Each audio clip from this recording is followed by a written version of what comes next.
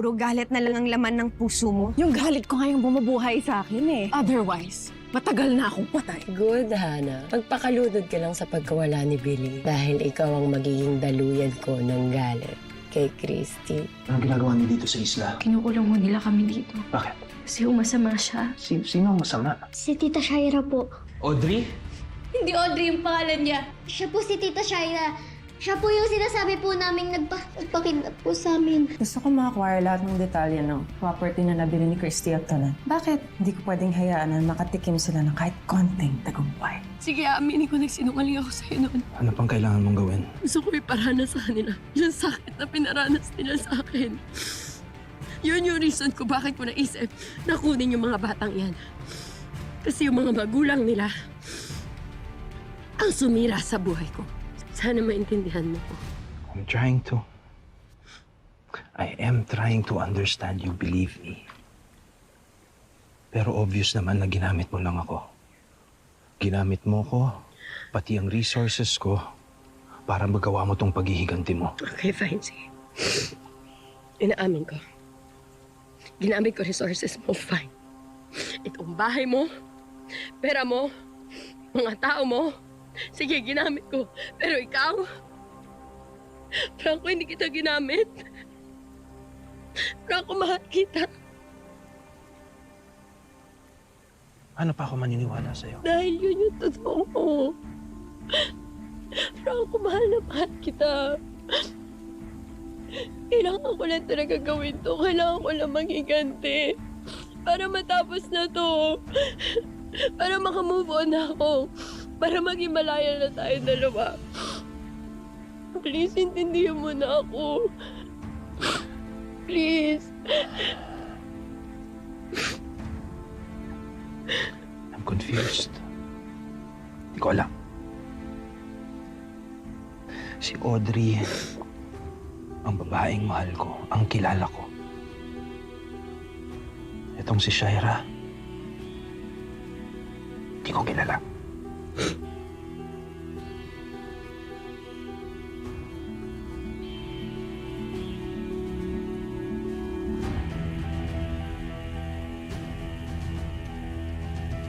Franco!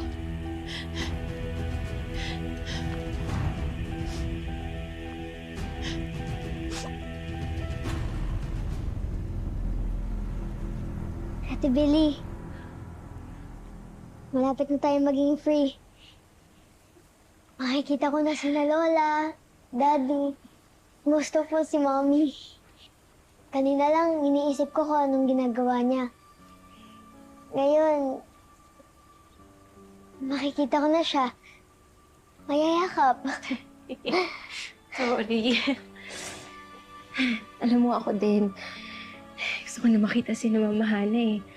Si Tatay, si Nayusa, si Kwago. Tsaka si Baby Jeremy. Ay, oo, si Baby Jeremy. Magiging kompleto na tayo. At sana hindi na magkahiwa-hiwalay pa. Sana nga. Mabuti na lang talaga dumating si Sir Franco. Kasi naniwala siya sa atin, Tori. Buti nga kay Tita Shaira. Sana hindi na siya makaligtas sa mga kasamaan niya. Sana nga makulong na talaga siya.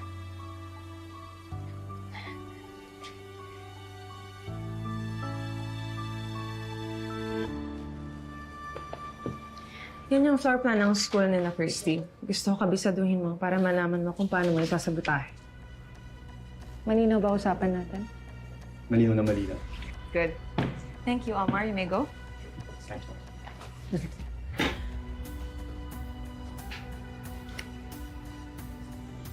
Miss Hana, alam kong wala ako sa posisyon makialam. Pero sana walang masaktan dito sa planong ginagawa mo. Eunice naman, ayan ka na naman. It's just a harmless prank. I have everything under control. Okay? Here, please refill this before you go. Thank you.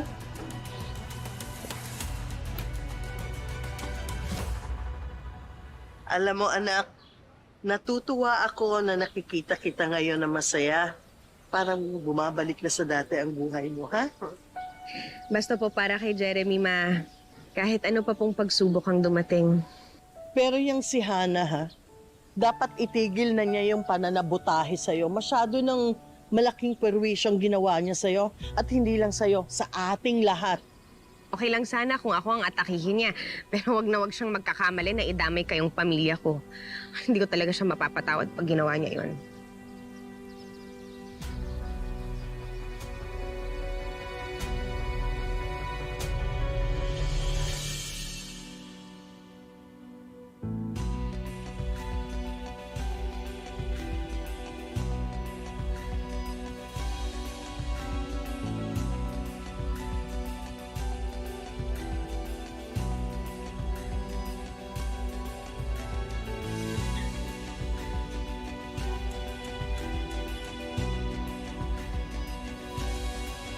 Franco?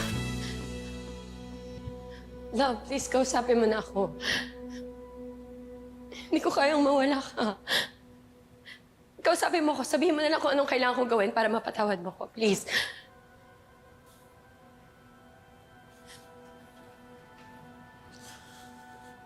I want you to tell me the truth, Audrey. Or Shaira. Tell me everything.